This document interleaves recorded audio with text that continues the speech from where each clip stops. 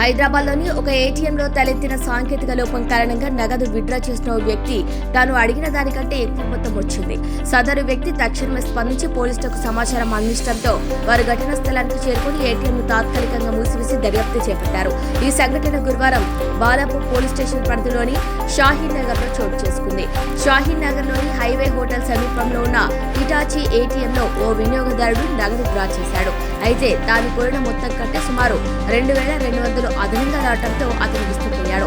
వెంటనే ఈ విషయాన్ని బాలాపూర్ పోలీసుల దృష్టికి తీసుకెళ్లగా వారు హుటాహుటిన అక్కడికి చేరుకొని ఇతర వినియోగదారులు డబ్బులు ఉపసంహరించుకోకుండా ఏటీఎంను తాత్కాలికంగా మూసివేయించారు. యంత్రంలో తలెత్తిన సాంకేతిక లోపం వల్ల ఈ విధంగా అదనపు నగదు వచ్చి ఉంటుందని పోలీసులు ప్రాథమికంగా భావిస్తున్నారు. ప్రస్తుతం ఏటీఎం లావాదేవీల వివరాలను, మిషన్ పనితీరును అధికారులు క్షుణ్ణంగా పరిశీలిస్తున్నారు.